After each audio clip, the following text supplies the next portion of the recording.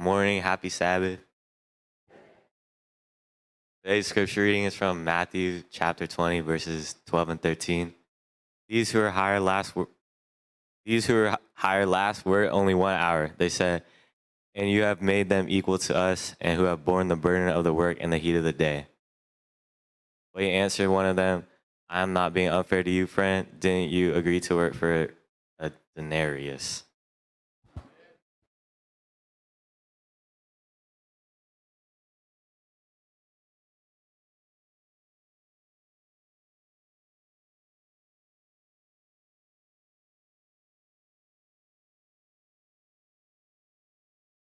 행복한 안식일입니다. 교회를 찾아와 주신 모든 분들을 진심으로 환영합니다. 우리 옆에 분과 인사하겠습니다. 행복한 안식일입니다.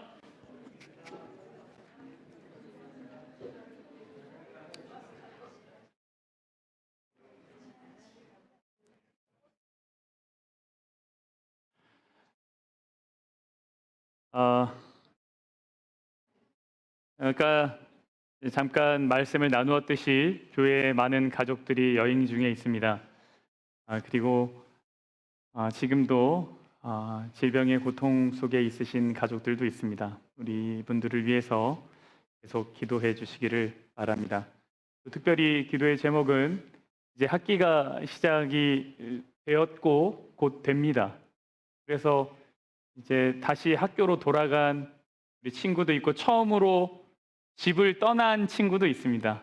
우리 에마가 이제 학교를 들어갔는데 우리 사랑하는 우리 유스 친구들을 위해서 학교 생활을 위해서도 서로 같이 기도해 주시기를 부탁드립니다.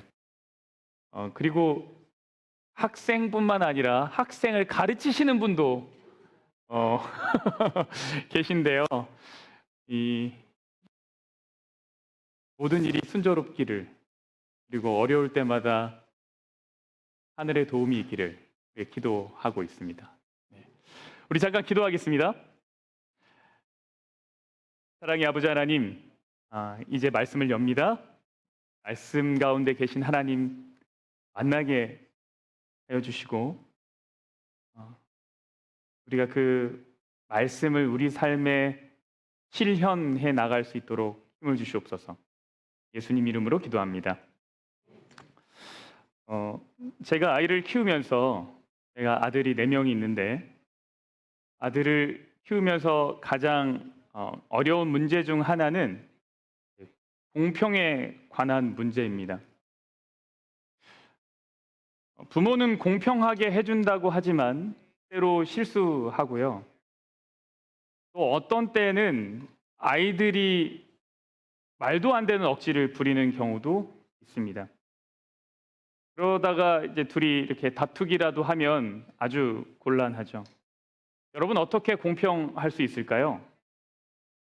여러분은 어떻게 공평함 속에서 하셨습니까?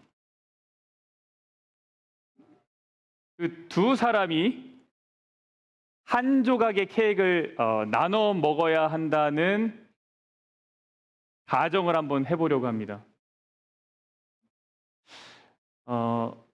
문제는 뭐냐면 둘 다 케이크를 최대한 공평하게 가지고 싶은 거죠. 그럼 누가 케이크를 자를 것이며 누가 먼저 고를 것인가? 이거 가장 공평한 방법은 무엇일까요? 이 경우에 아주 간단하지만 효과적인 해결 방법이 있습니다. 자르기 전에 먼저 얘기해 줘야 돼요. 한 사람은 자르고 다른 사람이 먼저 고르게 하는 겁니다. 한 사람에게는 케이크를 자르게 하고 다른 사람에게는 먼저 고를 기회를 주는 것이죠. 이렇게 하면 케이크를 자르는 사람은 최대한 공평하게 자르려고 노력할 것입니다. 왜냐하면 자른 후에는 내가 먼저 고르지 못하기 때문이죠. 사실 이 방법은 고대 그리스 철학자들로부터 시작해서 지금까지도 공평함을 유지하는 좋은 방법으로 잘 알려져 있다고 합니다. 제가 이걸 몰랐던 것 같아요. 그래서 어떻게 해요? 내가 자르고 똑같으니까 먹어 이렇게 했는데 다음부터는 그냥 너희가 잘라서 너희가 나눠 먹어라 이렇게 해야 될 것 같습니다. 오늘의 본문에는 이 공평의 문제가 나옵니다.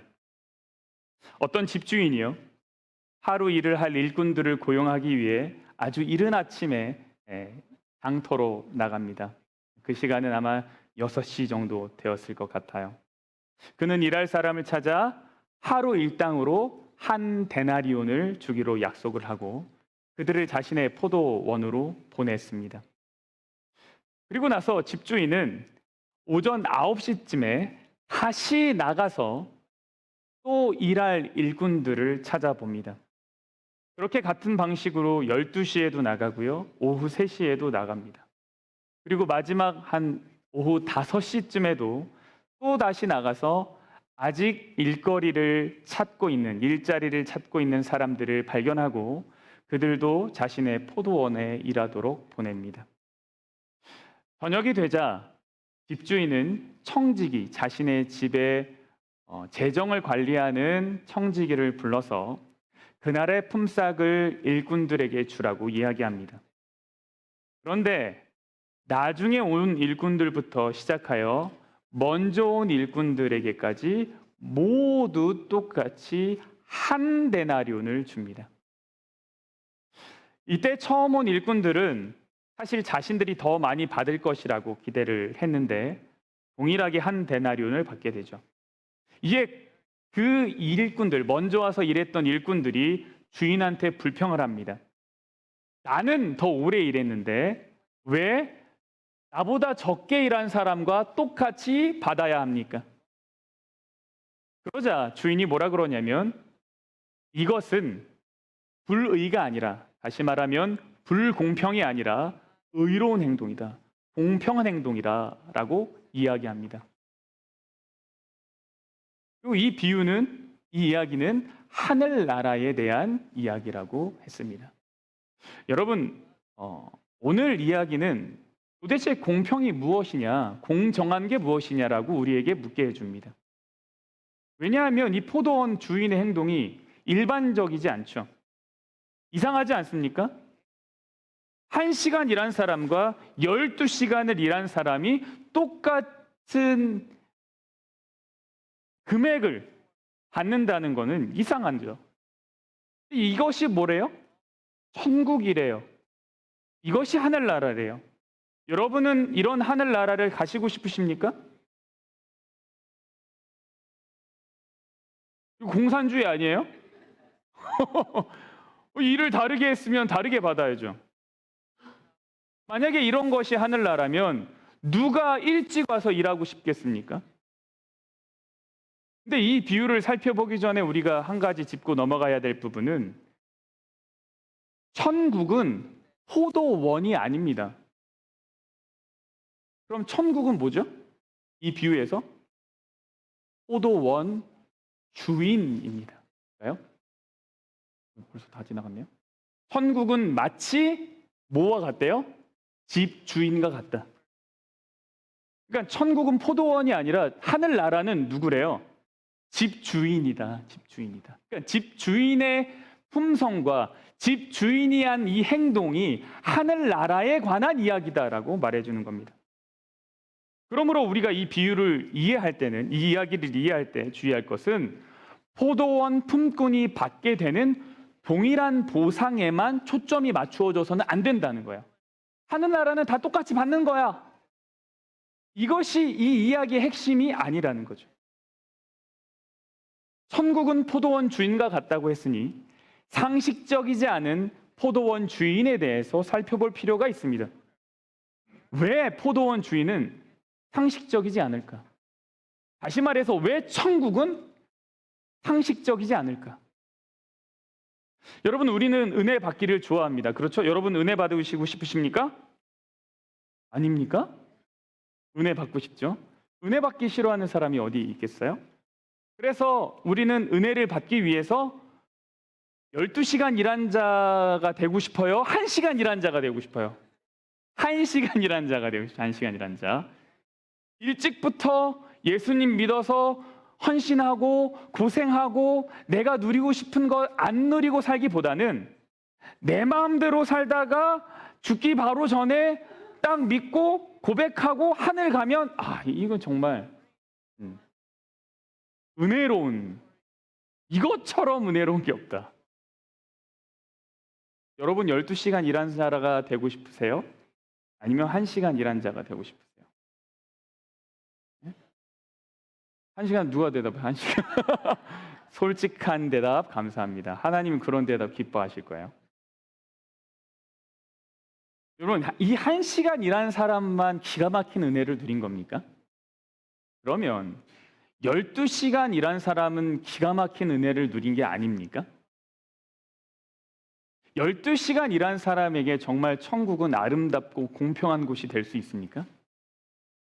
아니요, 어쩌면 정말로 천국은 불공평한 곳은 아닐까요?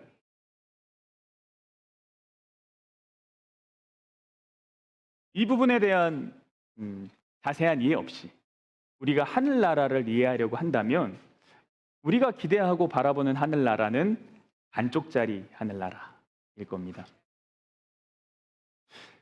여러분, 이 비유를 우리가 왜 공부해야 될까요? 되게 중요한 비유라고 저는 생각하는데 왜 이 비유를 공부해야 될까요? 여러분, 이 당시에 이 비유, 천국은 마치 품꾼을 얻어 포도원에 들여보내려고 이른 아침에 나간 집주인과 같다 라고 하는 이 이야기를 듣는 대상, 들었던 청중은 누구일까요? 여러분, 이 비유는 마태복음 20장에 등장합니다, 가운데. 근데 마태복음 19장에 등장하는 이야기는 재물이 많은 청년에 관한 이야기입니다. 그리고 이 포도원 품꾼 이후의 이야기는 예수님이 십자가에 달리기 위해서 예루살렘으로 들어가는 이야기입니다. 그러니까 제자들에게 자신의 죽음과 부활을 예고하시기 전에 이 비유가 나옵니다. 그리고 이 19장의 재물이 많은 청년의 이야기는 어떻게 마무리가 되냐면 제자들과 예수님의 대화로 이야기가 마무리가 됩니다. 그래서 이 마태복음 20장 포도원 품꾼의 비유는 제자들과 제자들 사이의 이야기예요. 그러니까 이 비유를 듣는 주된 청중은 누구입니까? 제자인가요? 제자가 아닌가요? 제자죠. 이 이야기는 제자들을 위해서 하신 말씀이에요.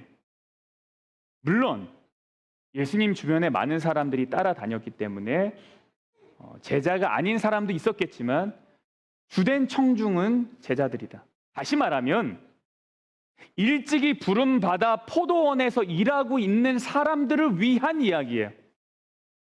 마지막 1시간 일한 사람에게 천국은 이런 거니까 늦게라도 들어와 라고 주어진 것이 아니라 일찍부터 일하고 있는 사람들을 위한 이야기예요.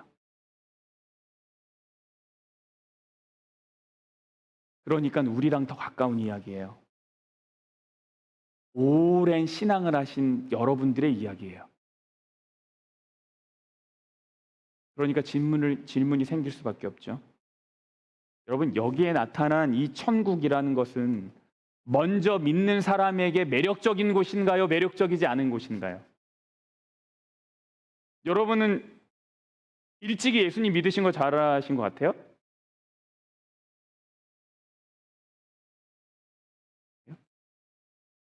제가 아는 한 형님이 어차피 하늘 가면 하나님 만든 것만 보니까 이 땅에 있을 때 사람이 만든 거 많이 보고 살아야 된다고.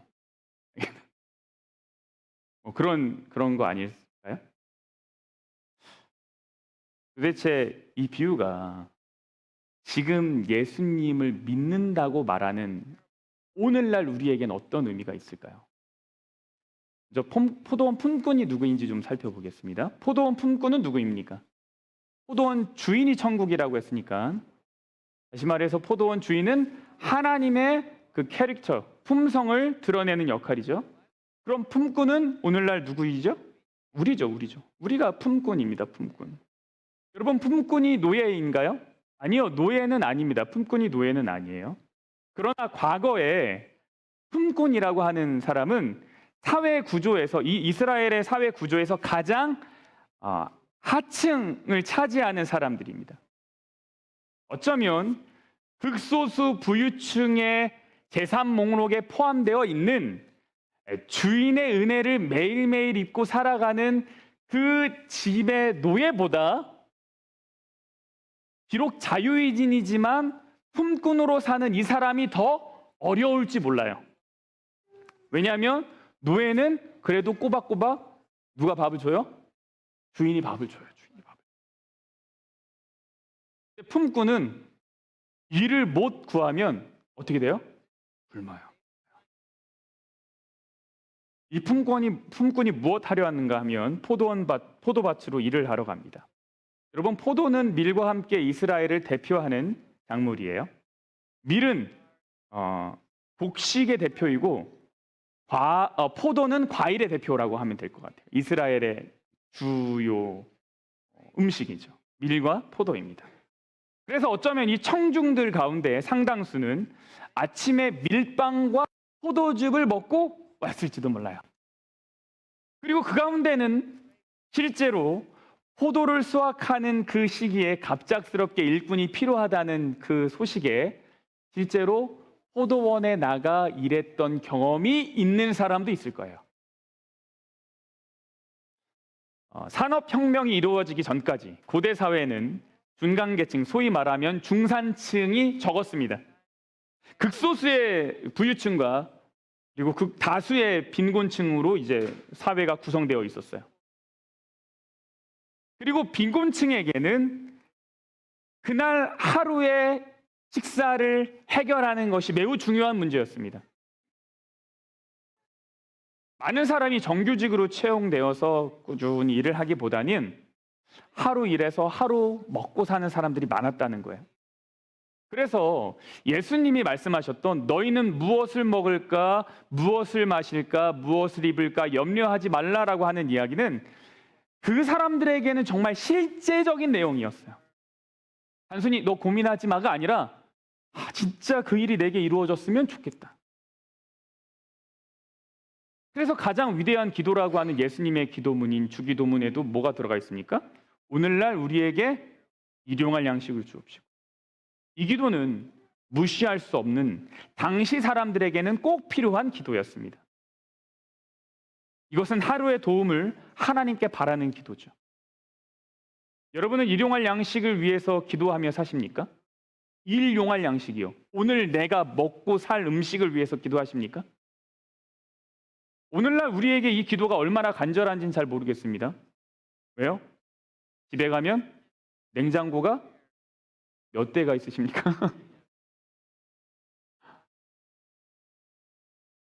우리는 오늘 먹고도 남을 만큼의 충분한 음식이 있죠.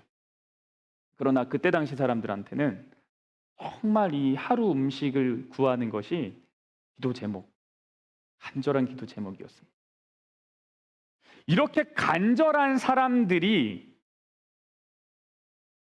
하루 일용직 노동자들이 어떻게 그날 하루의 일거리를 찾을 수 있었을까요? 이거 해결해야 되거든요. 어디로 가냐면 인력시장으로 갑니다. 아침에 일찍이. 그래서 이른 아침 사무실에 나가서 줄 서서 기다리는 거죠. 그날의 일을 받아야 되기 때문입니다. 그래서 오늘 본문에도 이른 아침에 품꾼을 얻으려고 포도원 주인이 나갔다 라고 말합니다. 이른 아침은 몇 시 정도일까요? 제가 아까 잠깐 말씀드렸는데 아침 6시 정도 됩니다. 시편 104편에 이런 말씀이 있어요. 해가 돋으면 물러가서 그들의 굴 속에 눕고, 이게 그들이 누구냐면 이제 사자들이에요. 해가 돋으면 사자는 굴로 가고 누가 나와요? 사람이 나와요. 그래서 언제까지 일합니까? 저녁까지 일을 합니다. 해가 떠오를 때 일 시작해서 해가 질 때 이제 들어가는 거예요. 당시 사람들의 해 뜨는 6시부터 해 지는 6시까지. 그러니까 아침 일찍부터 일을 찾아 나선 겁니다. 그렇게 하루 일당은 얼마라고요? 2데나리온. 한 데나리온. 한 데나리온이 하루 일당입니다. 4인 가족이 하루를 근근히 근근히 살 수 있는 최저 생계비 수준. 당시 이스라엘 사람들 1년 연봉이 한 200데나리온 정도면 가난하다라고 규정을 했어요. 지금도 왜 이렇게 가이드라인이 있잖아요. 인컴 가이드라인. 얼마 이상이면 뭐 세금 얼마, 세금 얼마 이렇게. 근데 이스라엘은 1년에 얼마라고요? 200데나리온 받으면 가난하다라고 했다는 거예요. 이 사람은 뭐 할 수 있어요? 푸드 스탬프 신청하고 메디케이드 신청하고 할 수 있어요. 레위기 19장에 보면 곡식을 거둘 때 모퉁이는 두고 거두라고 했습니다. 곡식 거둘 때 어디는 두고 거두라고요? 모퉁이는 걷어가지 말라고요. 그리고 떨어진 이삭을 뭐 하지 말라 그랬어요? 줍지 말라 그랬어요. 가난한 사람들을 위해 남겨두라는 거예요. 1년에 200데나리온 미만으로 받는 사람들이 그걸 걷어갈 수 있었어요. 한 데나리온을 약속하고 이 품꾼들이 포도원으로 들어갑니다. 근데 여기서 이제 재밌는 일이 발생하죠. 포도원 주인이 다시 일꾼을 찾아 나가요. 몇 시 나가요? 제3시에. 이 유대인들 계산에 더하기 시간 계산에 성경에 나오는 시간에 더하기 6을 하면 오늘날 시간이 됩니다. 그러니까 제3시는 몇 시예요? 9시에 9시에 나가요. 그리고 그 다음에 또 어떻게 하냐면 제6시에도 나갑니다. 그럼 몇 시예요? 12시죠. 그리고 제9시에도 또 나갑니다.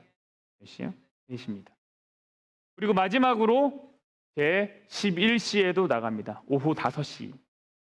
주인이 총 5번을 찾아 나섭니다. 포도원 일꾼이 필요하다라는 얘기는 추수 시기를 말하는 것이죠. 이스라엘의 포도 추수 시기는 언제냐면 8월입니다. 이제 저희도 이제 포도가 조금 여기만 나오는 거? 머스크다인, 그렇죠. 그러니까 포도 추수는 8월이기 때문에 굉장히 더위가 심한 시기입니다. 사막의 8월, 광야의 8월 이렇게 봐도 될 것 같아요. 근데 그 더위를 뚫고 일꾼을 찾으러 주인이 계속 나가는 거예요. 근데 여기에 이제 포도원 주인의 성격을 알 수 있는 단서가 있습니다. 이것이 이제 천국에 대한 이해이죠. 왜 직접 찾으러 나갔을까요? 왜 청지기에게 맡기지 않았습니까? 8절에 보면 임금은 누가 주냐면 청지기가 줍니다. 그러니까 청지기 보고 나가서 일꾼 좀 더 불러와라고 할 수 있지 않았을까요? 그런데 청지기에게 맡기지 않았습니다. 본인이 직접 나갔습니다. 왜 그랬을까요? 아침 일찍 포도원 주인이 일할 사람을 진짜 보러 먼저 나갔겠죠? 그리고 인력 시장의 상황을 본 것입니다. 그날 모든 사람들이 다 일을 구했을까요? 아니요, 그렇지 않았습니다. 몇몇 사람들을 보내고 자기도 이제 일을 하러 가는데 뒤돌아보니 여전히 뭐 하는 거예요?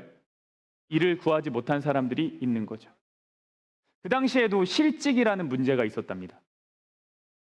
당시에 유대인 학자, 역사가, 예수님 시대의 역사가 요세푸스라고 하는 사람의 기록에 보면 실제로 아그리빠 왕 시기에 성전 건축이 끝나자 18,000명의 실직자가 발생해가지고 아주 사회적 문제가 있었다라고 기록합니다. 그러니까 집에 있는 처자식을 생각하면서 내가 꼭 선택돼야 돼. 오늘 나 일 못 구하면 집에 가기가 참 부끄러워. 나는 속상해. 내 가족을 먹여야 돼. 라고 간절히 바라지만 선택받지 못한 사람들이 있는 것을 누가 본 거예요? 주인이 본 거죠. 자기는 포도원 주인이 일하러 가는데 자꾸 그 사람들이 눈에 밟히는 거예요. 갈 때마다 더 일할 사람을 데리고 오는데 남아있는 그 한 사람이 또 생각나는 거죠. 김신혜 이번에 막내가 태어났다는데 박신혜는 일을 구했을까? 이번에 큰애가 시집 갔다는데 이런 생각을 지금 계속 주인이 하게 되는 거예요. 그래서 또 가고 또 가고 또 갑니다. 몇 시간 뒤에 가는 걸로 나와요? 그 간격이? 3시간 간격으로 가죠. 포도원의 위치가 주택가, 건물들 가는 거리가 상당히 있었습니다. 그때 말 타고 갔을까요? 걸어 다녔겠죠. 적어도 왕복 거리가 1시간은 되는 거리예요. 그러니까 3시간 뒤에 다시 장터로 나갔다라는 얘기는 뭐냐면 주인이 일꾼들이랑 같이 포도원에 갔다가 얼마 안 있어서 다시 갔다라는 말입니다. 그 마지막은 2시간 간격으로 갑니다. 6시에 일이 끝나는데 5시에 데리러 가요.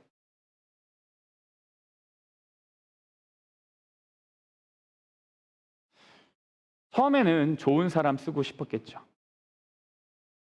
그러나 나중에는 내가 직접 보았던 그 사람이 마음에 걸려서 가는 겁니다. 그 한 사람 쓰고 싶어서, 그 박신혜 쓰고 싶어서. 여기 계신 박 씨가 자꾸 움찔움찔 하시는 것 같은데. 네. 그렇게 부지런히 가는 거예요.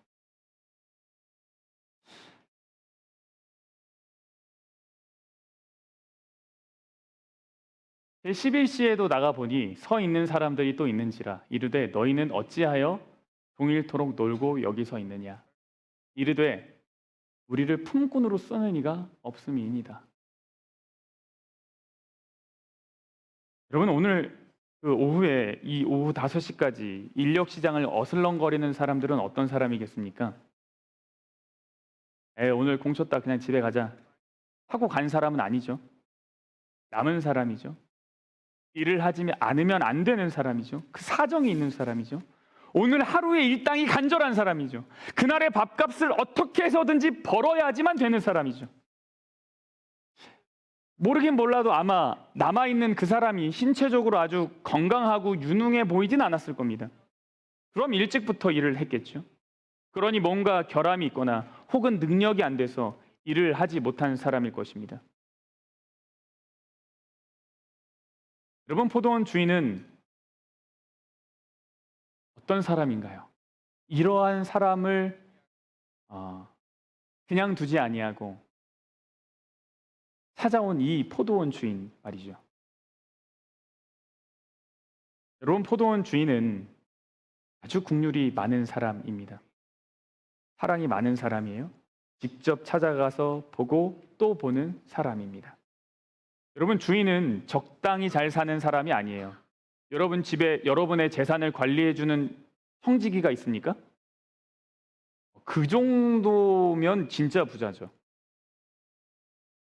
그럼 여러분 이런 생각하게 되지 않을까요? 이 사람이 진짜 부자면 그리고 국률이 많으면 사랑이 많으면 그냥 그 사람한테 한 데나리온 기부할 수 있는 거 아니에요?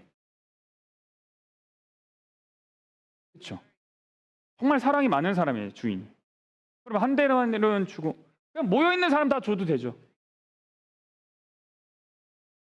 그를 정말 돕고 싶다면 1시간 일하라고 굳이 부르러 가지 않고 그냥 돈을 주고 돌려보내도 되죠. 더군다나 이후에 나오는 이 다른 일꾼들의 불평을 예상 못하지도 않았을 거예요. 그러나 주인은 일거리를 줍니다. 한 집의 가장으로 인력 시장에 나온 아버지의 자존심을 주인은 생각해요. 이 아버지가 집에 돌아가서 여보 오늘 누가 그냥 줬어? 라고 말하기보다는 나 오늘 일하고 왔어. 일 없는 사람한테 그것처럼 위로가 되는 이야기가 어디 있겠어요? 이 한 집의 가장으로 내가 쓸모 있는 사람이라고 느끼게 해준 게 누구예요? 집주인, 이 포도원 주인이에요. 엊그제 우리 집 아이들 둘째와 셋째 그리고 건너집 아이들이 함께 회사 하나를 차렸습니다. 그 회사 이름이 뭐냐면 The Reliables. You can give us your trust. 우리를 믿어도 좋습니다. If need of help with anything, call, text. 어떤 도움이 필요하든지 연락하세요. 이거 자기들이 집에 들어와서 명함을 만들어서 프린트를 하더니 들고 나갔어요. 무엇이든 말씀하시면 저희가 해드립니다. You name it, we do it. 그러더니 시간이 좀 지나서 누군가가 저희 집 초인종을 눌렀어요. 나가봤더니 우리 집 아이들과 건너집 아이가 저를 상대로 영업을 이제 시작한 겁니다. 딱 문을 딱 열었더니 뭐 하더니 The Reliables 막 이러더니 막 이렇게 막 이제 세일즈를 시작하는 거예요. 제가 어떻게 했을까요? 그냥 고맙다고 도움이 필요하면 연락 주겠다고 하고 명함을 받고 악수를 하고 이제 돌려보냈어요. 그런데 잠시 후에 또 초인종이 울렸어요. 뭐라 그러냐면 이번에는 굉장히 이제 좀 이렇게 정신사납게 안 하고 정말 자기들이 저희 집에 잡초를 뽑아주겠답니다. 그러더니 5불을 주면 깎아주겠대. 뽑아주겠대요. 그래서 안 그래도 잡초를 뽑아야 되는데 이게 잘 됐다 싶어가지고 아이들에게 장갑과 비닐봉지를 건네주었어요. 아이들이 신나게 잡초를 뽑았어요. 그리고 이 친구들은 전체의 5불이라고 얘기했는데 1인당 5불로 이렇게 좋은 포도주.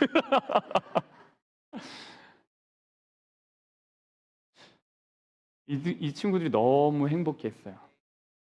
왜 그런가 봤더니 돈을 가졌다는 기쁨보다 소중한 것이 내가 쓸모 있는 사람이구나라는 것을 느끼는 거예요. 누군가 용돈으로 5불 줬을 때랑 이들이 정말로 일을 해서 5불을 벌었을 때 이 친구들이 정말 행복해했습니다. 주인이 이것을 느끼게 해주고 싶었던 거죠. 내가 가치가 있다는 것, 내가 쓸모가 있다는 것. 여러분, 하나님이 우리에게 일을 왜 맡기시는지 아십니까? 이 이기적이어서가 아니에요. 왜 자꾸 일을 맡기시는지 아십니까? 하나님이 이기적이어서 우리 노동력을 뽑아 먹으려고 하시는 게 아니에요. 하나님 나라를 위해서 우리가 무엇인가를 할 수 있다는 것을 경험하게 하기 싶어서, 그래서 우리에게 일거리를 주시는 겁니다. 성경 본문은요, 이것이 은혜라고 말하고 있어요. 하나님 나라를 위해서 내가 어떤 일을 하도록 부르심을 받고 내가 그 일에 동참하는 것 그 자체가 은혜입니다. 그들 모두가 1데나리온을 받았습니다. 그 말은 1데나리온이 다 필요했다는 거예요. 여러분, 주인은 노동의 결과에 따라 임금을 나누어 준 것이 아니라 그들의 필요에 따라 임금을 준 것입니다. 경제적 원칙이 아니라 각자의 필요한 품삯을 지불한 것입니다. 여러분, 마태복음에서는 보상이라고 하는 이 단어를 다른 복음서에 비해 많이 사용합니다. 기뻐하고 즐거워하라, 하늘에서 너희의 상이 크다. 마태복음에 등장하는 말씀이죠. 히브리어에는 이 보상이라고 말하는 단어가 두 가지가 있는데요. 하나는 프라스이고 하나는 사카르입니다. 프라스는 어떤 종류의 보너스나 추가적인 보상의 의미입니다. 우리 플러스 많이 들어보지 않으셨습니까? 플러스. 우수한 발음 플러스. 사칼은 정확한 일한 대가로 주어지는 일당을 의미합니다. 마태가 여기서 말하는 이 상이 크다라는 건 뭘까요? 플러스이겠습니까? 아니면 사칼이겠습니까? 플러스입니다. 하나님이 우리에게 주시는 것은 항상 언제나 추가적인 것입니다. 그래서 여러분, 우리에게 베풀어진 건 다 사실 추가적인 겁니다. 내가 입는 것, 먹는 것, 누리는 것, 이것 다 추가적인 겁니다. 그래서 심지어 내가 일할 수 있다는 것 자체도 보상입니다. 내가 일을 할 수 있다. 그것이 은혜입니다. 그것이 작은 일이든 큰 일이든, 그것이 내게 10,000불을 가져다 주든 10불을 가져다 주든 내가 일할 수 있다는 것 그 자체가 은혜입니다. 여러분, 이런 얘기를 하면 이렇게 생각하시는 분들이 계세요. 지금 가진 것에 감사하면 뭐 하지 않는다고요? 성장하지 않는다고요. 여러분도 그렇게 생각하십니까? 일하는 것 자체가 은혜다라고 생각하면 그러면 여기에 굉장히 만족해가지고 더 나아질 수 있는 걸 포기할 거라고 생각하십니까?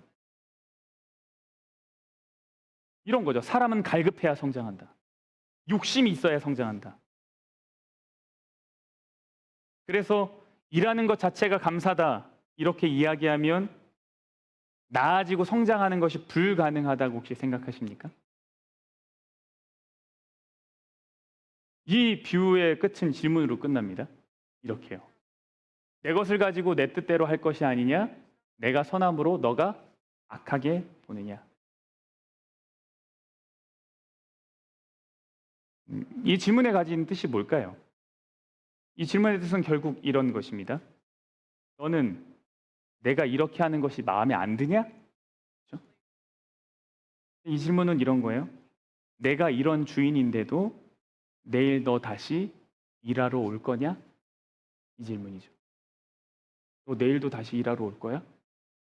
12시간 일한 종한테도 이렇게 질문하는 거예요. 내일 어떻게 될까요? 아마 먼저 와서 12시간 일한 사람은 그의 마음이 바뀌지 않는 한 안 오겠죠. 그러나 나중에 와서 1시간 일한 사람은 다시 와서 열심히 일할 것입니다. 여보, 내가 오늘 좋은 사장님을 만났어. 나를 알아봐줬어. 너무 고마워. 난 내일도 가서 일을 하겠어. 여러분, 포도원에는 은혜라고 생각하지 않으면 다시 가서 일을 할 수가 없습니다. 내가 받는 보상에 따라 일을 하는 것이 아니라 하나님의 은혜를 따라 일을 하는 것입니다. 내게 주어질 보상이 은혜가 아니라 내가 일한 것이 은혜입니다. 그럴 때 하나님이 우리에게 필요한 걸 채워주시는 겁니다. 그래서 여러분, 일하는 것이 은혜라고 생각하는 사람에게 다시 기회가 주어집니다. 원칙. 일하는 것이 은혜라고 생각하는 사람이, 그걸 진짜 은혜라고 생각하는 사람은 정말 열심히 합니다. 감사하게 일합니다. 그리고 그런 사람에게 더 많은 기회가 옵니다. 하나님은 더 큰 일을 맡기십니다.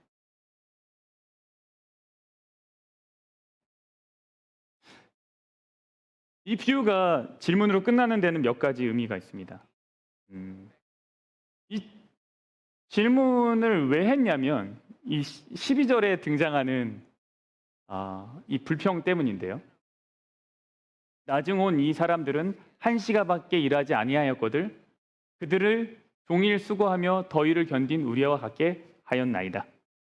나는 더 많이 일했는데 왜 조금밖에 안 줘요? 이런 거죠. 사실 임금을 주는 과정에서 주인은 정말 이상한 행동을 합니다. 진짜 이상해요. 그냥 똑같이 돈 준 것도 이상한데 주는 방식도 이상합니다. 집주인이 일하는 사람 다 모았어요. 그리고 먼저 온 사람한테 돈을 주고 보낸 게 아니에요. 개인적으로 봉투에 담아서 돈을 준 것도 아니에요. 어떻게 했냐면 다 부른 다음에 마지막에 온 사람부터 돈을 주는 거예요. 그것도 돈이 다 보이게. 여기에 이제 우리의 신앙의 모습이 있죠. 바로 다른 사람과 비교하는 모습이에요. 여러분, 비교하는 순간 기쁨이 사라지죠. 내가 가진 것을 비교하는 순간 뭐가 사라져요? 기쁨이 사라져요. 여러분이 여러분의 남편을 보고 기쁨을 누리지 못한다면 이 웃음의 의미를 제가 어떻게 해석해야 될까요? 열의 9은 비교하기 때문일 겁니다. 실제 존재하지는 않지만 내 마음속 어딘가에 있는 누군가와 비교하는 것. 혹은 어떤 사람의 어떠한 한 모습과 비교하는 거겠죠. 그 사람을 다 알지 못하겠죠. 그 사람의 좋은 어떤 한 모습만 보고 이제 비교하겠죠. 나중에 와서 일한 한 사람이 한 데나리온을 받는 순간 12시간 일한 사람이 생각할 거예요. 오? 1시간 일한 사람이 한 데나리온이야? 그럼 나 12시간 일했으니까 12대 대박. 뭐 이렇게 할 수 있겠죠? 그런데 그 다음 3시간 일하는 사람도 한 데나리온을 딱 주는 거예요. 그럼 뭐라고 생각할 거예요? 3시간씩 나눠서 계산하나? 그러면 3시간, 그것도 좋은데? 근데 그 다음에도 또 한 데나리온을 줘요? 6시간 일한 사람? 그러면 뭐라고 생각할 거예요? 오전, 오후로 나눠서 주나? 그럼 난 두 데나리온인가? 자신에게 주어질 보상에 대해서 계속 비교하면서 이 끝없는 계산은 양과 관련돼 있게 양. 이 얼마나 많이 있냐. 근데 은혜는 양으로 따질 수 있는 게 아니죠. 예수님 뭐라 그러냐면 그 생각을 가진, 불만을 가진 그 사람을 보고 악하다라 그랬어요. 그 생각을 가지고 있는 사람. 너는 악하다. 그 생각은 악하다. 왜 이 불만이 악한 겁니까? 예수님이 정말 원하는 건 뭐예요? 12시간 일한 사람이 정말 깨닫기 원했던 그 어떤 것은 무엇입니까? 예수님은 이 비유를 통해서 서로가 서로를 이해하기를 바랬던 거예요. 먼저 온 품꾼이 늦게 온 품꾼의 사정을 알아야 하는 거죠. 내가 한 데나리온이 필요하듯이 마지막까지 인력 시장에서 남아서 서성거린 저 사람도 뭐가 필요한 거예요? 한 데나리온이 필요한 거예요. 여러분, 품꾼의 형편은 품꾼이 알죠. 서로 이해해야 되는 거예요. 내 이웃의 사랑 없음을 누가 알아야 돼요? 내가 알아야 돼요. 나의 연약함을 누가 알아야 돼요? 내 이웃이 이해해야 돼요. 내 이웃의 부족함도 내가 이해해야 돼요. 서로의 필요를 서로가 이해해야 돼요. 우리 모두가 뭔가 결함이 있다. 내게는 무엇인가 필요하다. 당신께도 그것이 필요하다. 주인이 필요에 따라 나누어진 이유가 바로 거기에 있습니다. 주인은 서로의 필요를 이해하고 그 필요가 모두 채워지는 것으로 모두가 감사하길 바란 거예요. 또 한 데나리온 필요했는데 잘 됐다. 잘 됐다. 12시간 일한 사람이 야, 너 진짜 내가 걱정했는데 나만 일하러 가서 내가 진짜 마음이 불편했는데 진짜 잘 됐다. 천국은 이러한 이해가 있는 곳이라는 거예요. 이러한 이해가 없으면 살 수가 없어요, 천국은. 이 질문이 비유로 끝나는 데는 또 다른 의미가 있습니다. 앞서 이야기했듯이 포도원의 비유 앞뒤에는 부자 청년과 예수님의 십자가 예고가 있습니다. 부자 청년의 이야기는 헌신에 따른 보상에 대한 이야기이고요. 예수님의 십자가의 예고는 고난에 대한 이야기입니다. 이처럼 포도원 품꾼의 비유는요, 제자들의 받게 될 보상과 예수님이 당하게 될 순환 그 사이에 위치합니다. 근데 예수님의 순환 앞에 신기하게도 재미있게도 제자들은 과연 누가 더 좋은 자리를 차지할 것인가를 생각하고 있어요.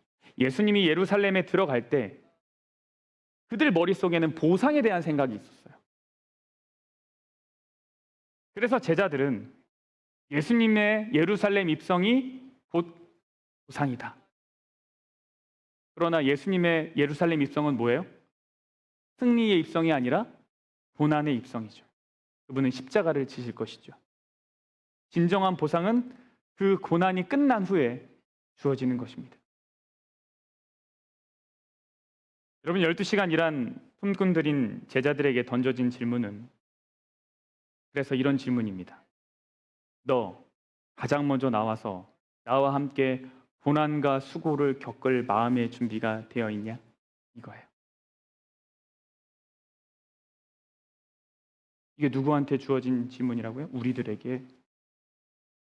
너 나와 함께 고난을 받고 수고할 준비가 되어 있니? 그럴 마음이 있니? 너 정말 나와 함께 이 길을 가고 싶니? 진정한 보상은 이 뒤에 주어지는 것입니다. 그래서 여러분, 우리가 쫓고 바랬던 보상이 무엇인지 한번 돌아보면 좋겠습니다.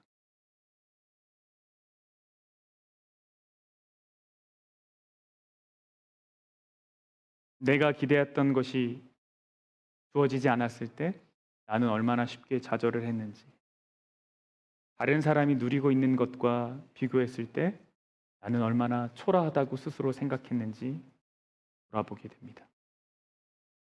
그런데 예수님은 말씀하십니다. 나와 함께한 이것이 이미 은혜다. 그리고 이 수고가 다 지나간 후에야 영원한 보상이 있을 건데 여전히 함께 하겠냐고 물어보십니다. 우리 유스 친구들 잠깐 얼굴 좀 들어볼까요? 여러분 엄마 아빠한테 fair에 대해서 많이 얘기하죠. It's unfair. It's unfair. 그리고 우리 교우님들 중에서도 함께 일을 하다 보면 이건 아니지. 이게 뭐예요, 사실? It's unfair. 여러분 이제부터 공평을 말하고 싶거든. fair에 대해서, fairness에 대해서 얘기하시고 싶거든. 오늘 나누었던 하늘나라의 공평함에 대해서 먼저 생각하시길 바랍니다. 하늘나라의 공평은 어떤 것입니까? 그것은 능력에 상관없이 모두에게 주어지는 기회입니다. 내가 얼마나 유용한지를 경험하는 것입니다. 그것이 공평입니다. 그것은 나의 필요만 채워지는 것이 아니라 모두의 필요가 채워지는 것입니다. 그래서 서로가 서로를 이해할 수 있는 것입니다. 그것이 하늘나라의 공평입니다. 그것은 비교하는 것이 아닙니다. 주어진 은혜를 깊이 생각하는 것입니다. 그것이 하늘나라의 공평입니다. 우리가 이러한 하늘나라의 공평함을 우리 각자의 삶에서 경험하게 되기를 간절히 바랍니다. 그래서 누군가 나를 만나면 불평하는 품꾼을 만나는 것이 아니라 포도원 주인을 만난 것 같은 경험을 하게 되면 좋겠어요. 누군가 나를 만나는데 내가 오늘 누구를 만났는데 진짜 성경에 나오는 포도원 주인 같았어. 그런 이야기 가득한 샬롯 교회 가족들이 되기를 간절히 바라면서 말씀을 마치겠습니다. 우리 일어나서서 찬양하겠습니다.